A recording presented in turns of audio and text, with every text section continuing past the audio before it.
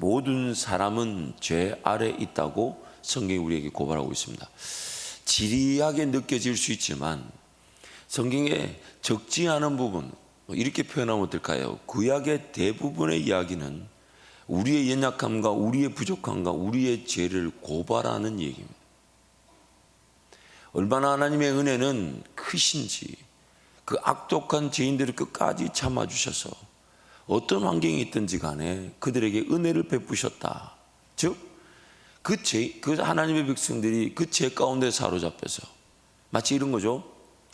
애굽에서 하나님을 전혀 예배하지도 인지하지도 찾지도 않는 노예 생활 가운데 있는데도 건져내셨다. 광야 기간 동안 하나님 한 분이면 충분한데 그 하나님 한 분이면 충분한 분을 배우지 못해서 거기서 불순종하고 40년의 인생을 끝내는 사람들이 있었다. 근데 하나님 백성이라는 거예요. 하나님 백성. 광야 교회였다고 말하지 않습니까? 하나님 은혜로 아무것도 따지지 않고 그래서 전적으로 가나안 땅에 넣어줬는데 근데 그 땅에서 하나님과 동행하는 법을 모르고 하나님을 거절하여서 우상을 섬겨서 기어이 그들은 다 쫓겨났다. 그러나 쫓겨난 땅에서도 하나님 그들에게 긍휼을 베풀어 주셔서 다시 끌고 오셨다. 근데 더 기가 막힌 것은 다시 끌고 왔는데 그들이 하나님을 거절하고 배반하다가 누구까지 거절하고 배반했냐면 그들이 기다린다고 하는 메시아 예수까지 거절하고 배반해 죽이기까지 했다. 이게 구약의 내용입니다. 예수 그리스도 오시기 전의 내용이에요.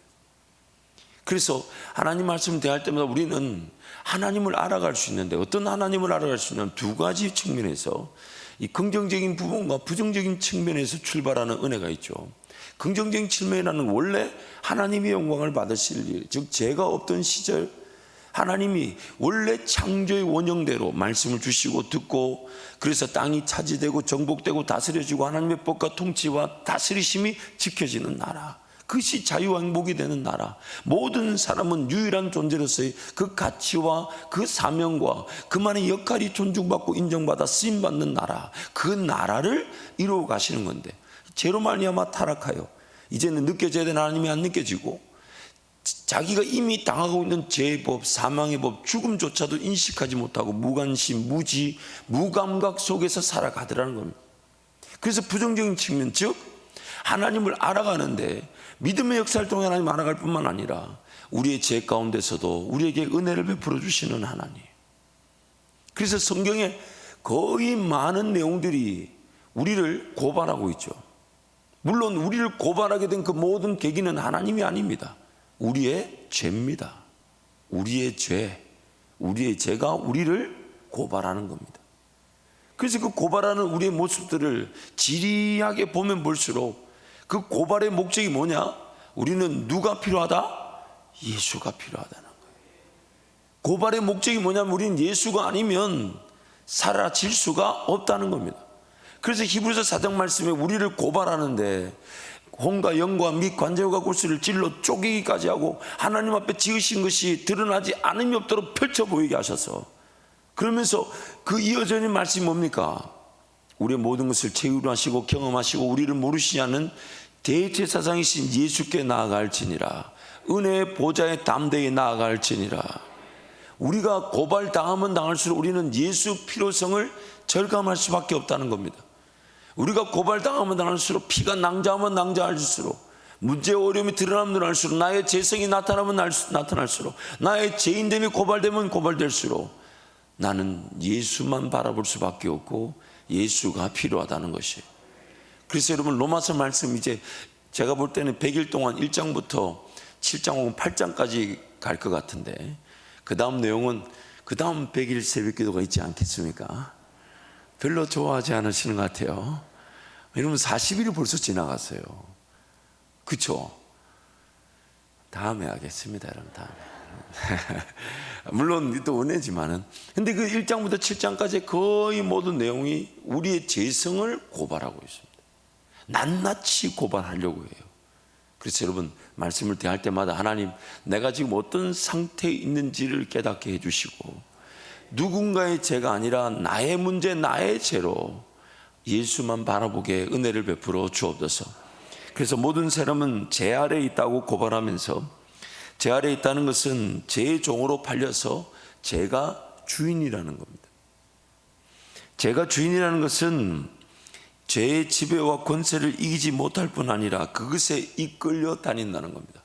내가 마치 내 주도권을 가진 것처럼 느껴지지만 내 선택과 결정과 내 문화와 습관과 오래건 결국 성령 하나님의 인도하심이 아니면 죄를 이길 수 없는 자기도 모르는 사이에 죄에 갇혀 있다는 거예요.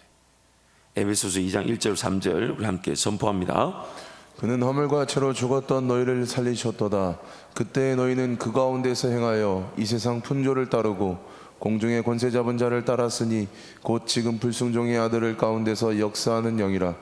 전에는 우리도 다 그 가운데서 우리 육체의 욕심을 따라 지내며 육체와 마음이 원하는 것을 하여 다른 이들과 같이 본질상 진노의 자녀였더니. 본질상 진노의 자녀였다. 예수님은 요한복음에서 이렇게 합니다. 너희는 원래 마귀의 자식이었다. 또한 이사야 말씀 보면 우리는 죄에게 팔렸으니 예수 그리스도를 말미암아 값없이 다시 사오셨다. 로마서 말씀에 하면 우리는 의의 종이 아니라 죄의 종이다. 죄가 우리 삶의 주인이라는 겁니다. 하나님의 영광과 찬송을 위해 지음을 받았으나 하나님에 대해 무지할 뿐 아니라 하나님과 원수되어 하나님을 대적하고 공격하기까지 합니다. 이게 지금 우리 삶이에요. 죄인 줄 모르고 죄를 짓고 죄인 줄 알면서 죄를 이기지 못할 뿐 아니라 죄를 즐거워하고 기뻐하기까지 합니다. 잘 아시죠, 여러분? 죄를 기뻐한다는 거. 제가 이 얼굴을 보는 이유가 너무 여러분 시침을 떼고 계시는 것 같아서. 심지어요, 자기가 삶의 주인인 줄 알고 자기 주도적으로 하나님을 대적하는 원수로서의 삶을 살아갑니다. 이 원수로서의 삶은 단지 우상을 만들어 절하는 수준이 아니에요. 하나님의 목적과 하나님의 인도하심을 거절할 뿐만 아니라 하나님 그분의 지음을 받았는데 하나님 모른 채 살아간다면 그 존재의 가치는 무엇일까요? 모든 이들이 하나님 앞에 서게 될 텐데 그 하나님이 안 느껴지고 안 믿었던 삶은 도대체 누구를 위한 것이었고 왜 있는 것이었을까요? 하나님의 영광을 가린 겁니다. 하나님의 영광을 가린 거예요. 더 나아가서 하나님을 섬긴다고 하면서 여전히 자기 주도적 삶을 살아감으로써 하나님의 노하기를 더디하시고 자비하심을 방자하게 여기기까지 합니다. 오늘 우리의 삶을 한번 살펴봐야 돼요. 어떤 죄를 지어도 용서를 받았다는 이유로 오늘 또 죄를 지을 건가? 우린 그럴 수 없죠. 그러나 한쪽으로 다른 좀 더 나아가세요.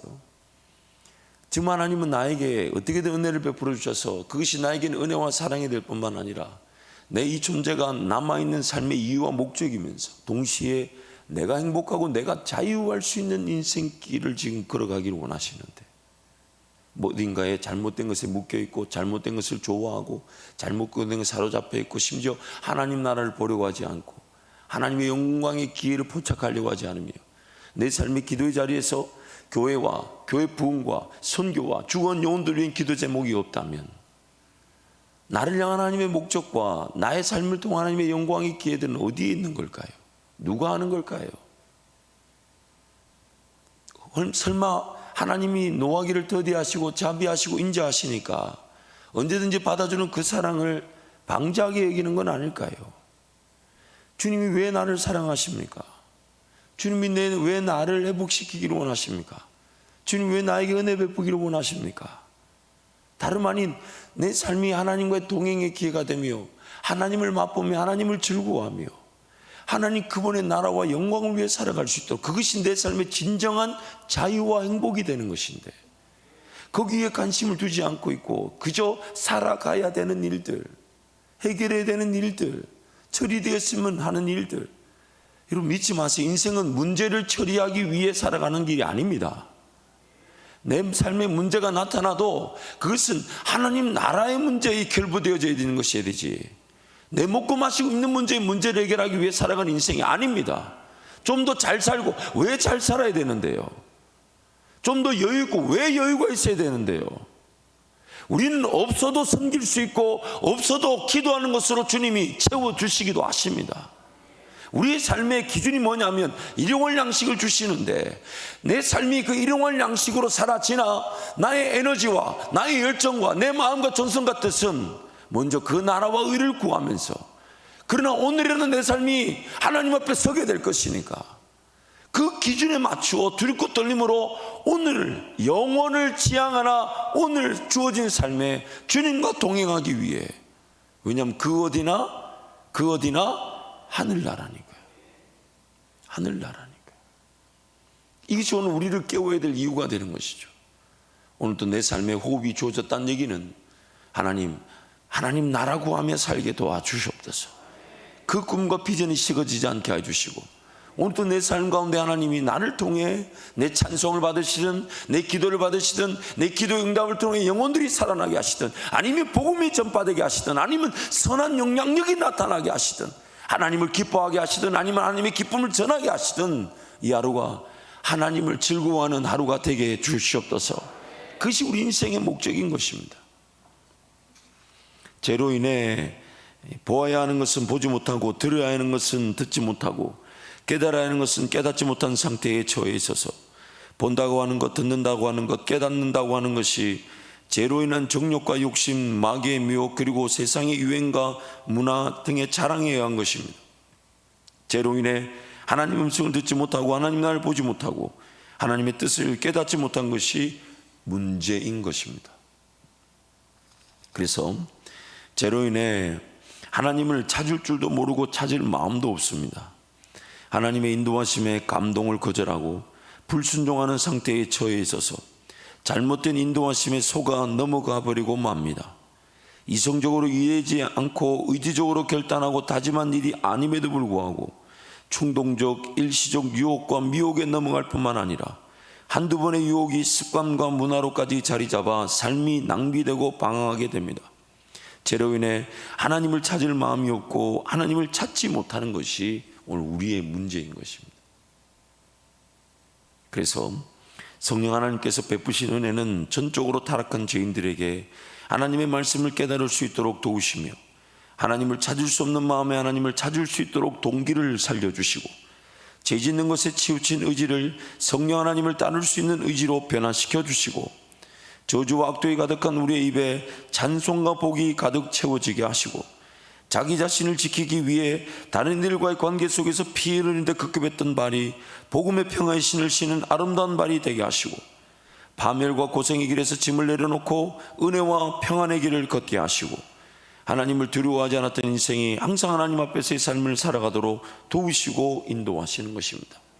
그래서 오늘 살펴볼 말씀은 타락한 의지는 죄 짓는 것만 할 줄 압니다. 내가 예수 믿고 거듭났다 해도 하나님을 따르지 않으면요, 나는 죄 짓는 것만 할 줄 압니다. 어제까지 하나님과 동행했다 해도 어제까지 동행이 오늘 내 삶을 죄 가운데서 구원해 주지 않습니다. 오늘은 또 예수가 필요하며, 오늘은 또 예수와 동행할 기회가 되는 것이에요. 왜냐하면 예수님이 생명의 떡이 되시잖아요. 그래서 사람이 떡으로만 살 것이 아니라 하나님의 입에서 나오는 말씀으로 산다. 마치 오늘 양식은 오늘 먹어야 되듯이 오늘 내 삶은 오늘 예수와 동행하는 것으로 지켜지는 것이지, 어제까지 신앙생활 잘했다고 오늘 죄를 이기고 피하거나 내 삶이 지켜지지 않습니다. 오늘도 나는 성령 하나님 의지하지 않으면 죄 짓는 것 말고는 할 수 있는 게 아무것도 없어요. 하나님의 꿈과 비전에 관심이 없어요. 하나님의 인도하심이 들을 줄 몰라요. 하나님 그분이 말씀하시는 걸, 보여주시는 걸 듣거나 볼 줄 몰라요. 오늘 나는 또 어떤 죄에 사로잡혀 어떤 죄를 지으며 심지어 죄인지도 모르고 죄 가운데 사로잡혀 있을 인생입니다. 왜냐하면 우리는 성령 하나님의 인도하심 없이는, 예수 그리스도가 아니면 죄 짓는 것 말고 할 수 있는 거 하나도 없어요. 내 힘으로는 죄 짓는 것 말고 할 수 있는 게 없어요. 그래서 죄인인 겁니다. 죄인인 거예요. 성령 하나님의 도우심과 인도하심이 없이는 죄를 죄로 규명할 수도, 죄를 피할 수도, 죄를 거절할 수도 없습니다. 죄의 종으로 태어나 죄에 사로잡힌 것, 즉 죄 아래 거하기 때문입니다. 전적 타락으로 인해 제 법 외에는 다른 법을 이해하고 깨닫고 믿고 따를 수 없습니다. 오늘 또 하나님 앞에 무릎을 꿇지 않으면 생명의 성령의 법을 들을 수 없고 따를 수가 없습니다. 자연스럽게 그러면 죄의 법 아래, 죄 아래 거하는 것입니다. 제 가운데 태어나는 모든 사람은 죄 짓는 것 외에는 할 수 있는 것이 없습니다. 제 가운데 태어난 모든 사람은 죄 짓는 것밖에 할 수 있는 게 없어요. 그래서 오늘 이 새벽에도 하나님 이 하루를 나를 죄에서 구원하여 주옵소서. 죄에 사로잡혀 있지 않게 하여 주시고 죄 유혹에 빠지지 않게 도와주시고 무엇보다도 잘못된 문화와 습관에 사로잡혀 인생이 낭비되지 않도록 하나님 나에게 말씀하시고 보여주시고 인도하시고 만져주시고 위로해 주시고 격려해 주시고 용기를 주시고 믿음을 주시고 감당해야 될 것들, 처리해야 될 것들을 감당하고 처리하며 주님과 동행하는 하루가 되게 해 주옵소서. 그것이 예수 그리스도를 의지할 수밖에 없는 우리 죄인됨의 영적 형편입니다. 자기도 모르는 사이에 죄의 권세에 사로잡혀 죄의 길로 들어서고 죄 가운데 머물며 죄를 지으면서 죄 짓는 줄 모르고 심지어 죄 짓는 것을 좋아하고 지기까지 합니다. 제가 로마서 말씀을 준비하다 보니까 이 말씀 중에서 저를 향한 은혜가 하나 있어요. 그게 뭐냐면 죄를 자꾸 묵상하다 보니까 굉장히 겸손해지는 것 같아요. 앞으로 더 많이 죄를 외쳐야 되겠어요. 여러분 아멘이 안 나오는 거 보니까 죄를 자꾸 이렇게 외치다 보니까 야, 이 참 내가 어디까지 죄인일까. 물론 굳이 말씀이 아니라도 내 삶의 자리에 들어가 보면 죄를 수도 없이 경험했고 짓고 발견할 수 있습니다. 근데 아프죠. 그럴 때는 아프죠. 그러나 말씀을 통해 배울 때는 그래도 은혜를 구할 기회라도 있지 않습니까? 여러분 항상 하나님 앞에 달려나올 때마다 말씀이든 기도든 하나님 나의 영적 형편을 발견하게 하여 주시고 그냥 그 아픈 채 병든 채 골마 터지는 데 내버려 두지 마시고 찢으시되 싸매어 주시고 치시되 낫게 하여 주옵소서. 그것이 오늘 우리가 누릴 은혜인 줄 믿습니다. 설상 죄에 대한 인식이 일어나 죄를 멀리하고자 한다 해도 죄를 멀리하고자 하면 할수록 더욱 죄를 피할 수 없다는 것을 깨달을 뿐입니다. 죄 짓는 방향으로 아예 치우쳐 있기 때문입니다. 죄의 길 말고는 다른 길을 전혀 모르고 이해하지 못하기 때문입니다. 물론 이 죄의 길을 발견하는 것도 은혜예요. 왜냐하면 이 죄인들은요 자기 죽음이나 자기 죄에 대해서 인식하지도 못하고 있어요. 무지하고 무감각한 상태입니다. 그래서 예수를 믿은 자들이 이 죄의 길을 발견하는 죄의 상태를 발견하는 이것도 굉장한 은혜지만 그러나 그 죄의 길을 발견하고 인식했다 해도 그 길을 내 힘으로는 벗어날 수도 이길 수도 싸워 승리할 수도 없습니다. 싸우면 싸울수록 백전백패합니다. 오직 예수 그리스도 이름으로 의지하여 성령의 능력이 아니면 우린 죄에서 벗어날 수가 없습니다. 없습니다. 심지어 죄인들이 연합해서 함께 죄를 짓는다고 말합니다.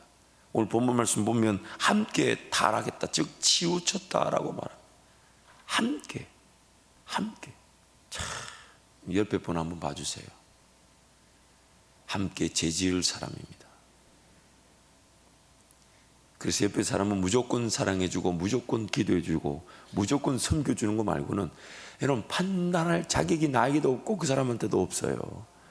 물론 적절한 어떤 이 통제와 어떤 거리 유지가 필요할 수 있겠지만은 그러나 여러분 옆에 사람 믿으면 안 됩니다. 예수님만 믿어야 됩니다. 무슨 말이냐면 사랑의 관계를 지켜나가면서 함께 우리가 섬기게 되는 것이죠. 또한 이 선을 행할 줄 모르기 때문에 죄를 짓는 것을 피할 수 없습니다. 물론 하나님의 말씀을 불순종하여 죄인이 되었기 때문에 선을 전혀 이해하거나 행할 수 없게 된 것이기도 합니다. 성령 하나님을 따르지 않으면 죄는 결코 피할 수 없는 주인입니다. 성령 하나님을 따르지 않으면 내가 그 죄를 결코 피할 수가 없어요. 예수님께서 예수의 영, 즉 성령으로 목자로서의 길을 인도하시면 각기 제 길로 행하는 양들에게는 생명의 길이며 더 풍성한 생명을 얻는 길이기 때문입니다. 성령 하나님을 따르게 됨으로써 죄짓던 의지가 선을 행하고자 하는 의지로 바뀌게 됩니다. 잘못된 것을 위하여 삶을 불태우던 내 인생이 올바른 것에 결단하고 다짐하고, 그러니까 성령 하나님은 그런 걸 도와주시기 원하죠. 제대로 된 것을 보여주시고 제대로 된 것을 듣게 하시고 올바른 길을 제시해 줌으로써, 와, 내가 이 보니까 왜 내가 이 길로 가고 있었지? 야, 이 길로 가야 되는데, 이 길로 가서 정말 하나님이 나를 위한 꿈과 비전을 통해 영광을 받으실 것인데 왜 내가 여기에 묶여 있었지? 왜 내가 이런 걸 좋아하지? 왜 내가 이런데 사로잡혀 있지? 왜 내가 이런 것에 정신이 팔려 있었지? 그러면서 그 주님 보여주신 그 길, 성령 하나님 인도하신 그 길에 이제 올바른 의지가 결단과 다짐이 일어날 때 그게 이제 지켜지게 되는 거죠. 물론 또 그것이 지켜질 때는 그 지혜와 인도하심과 방법과 능력도 또 그 순간 또 의지해야 됩니다. 여러분 잊지 마세요.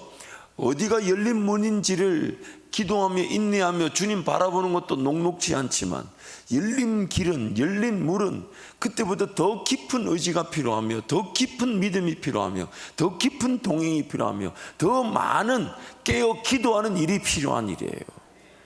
열리는 길 못지않게 더 많은 은혜가 필요한 겁니다. 생각해 보세요.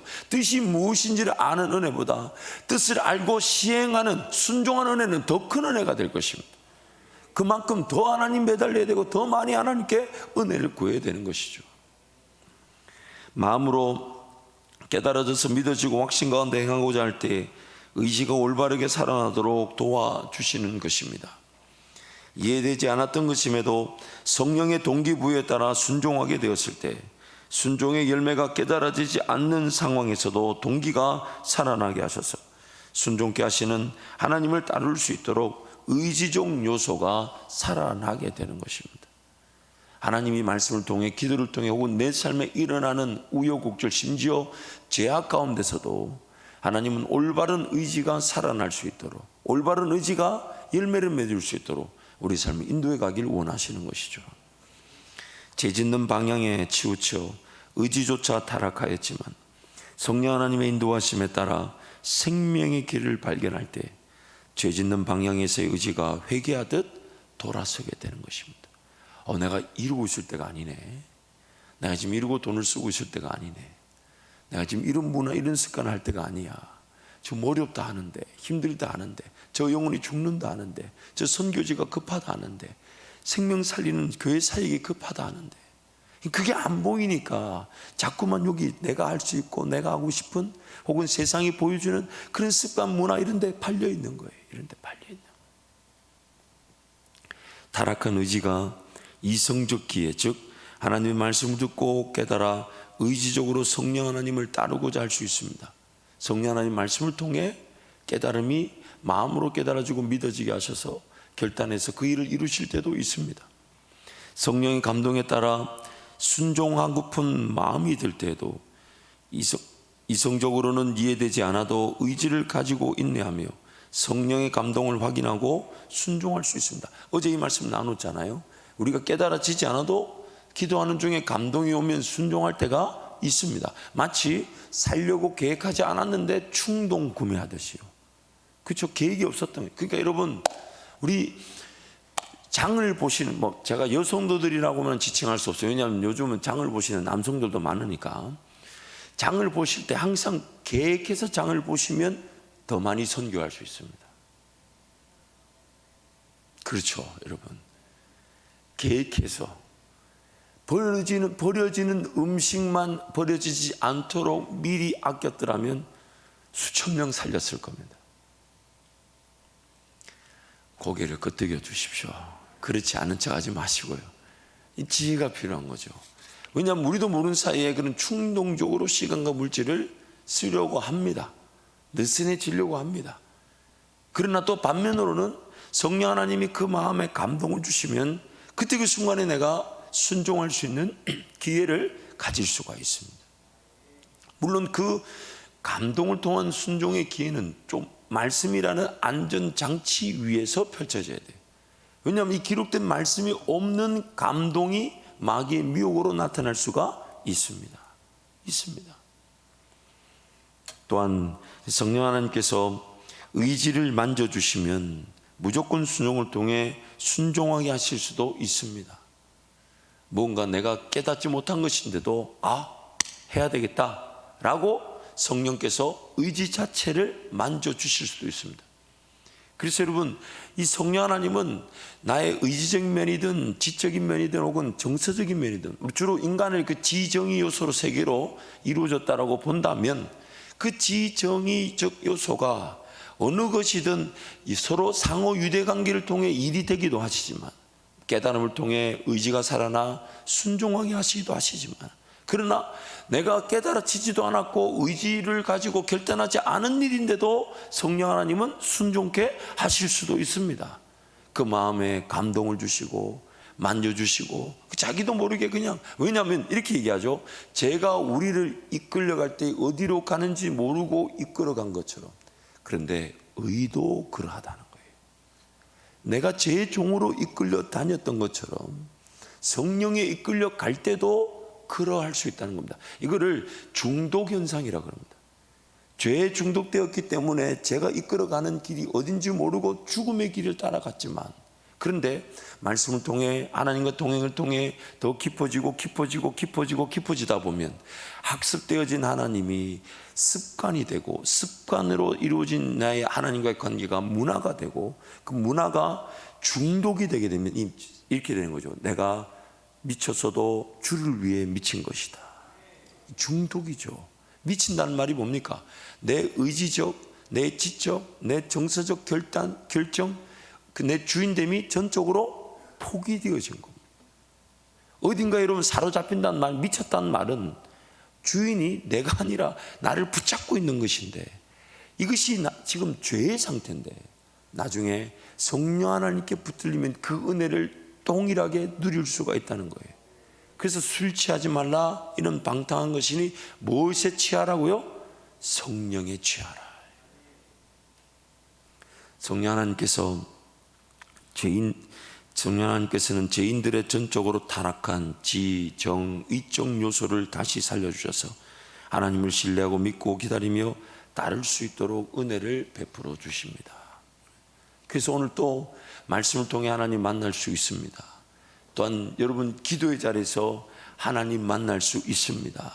삶의 모든 순간에 하나님을 기억하십시오. 하나님이 여러분에게 안 깨달아졌던 것도 순종할 수 있도록 도우실 수 있으시며, 하나님 그분을 따를 수 있도록 은혜를 베풀어 주실 것이니까 오늘 하루도 주님과 함께 동행하는 복된 하루가 되시기를 축복합니다. 우리 찬송하겠습니다.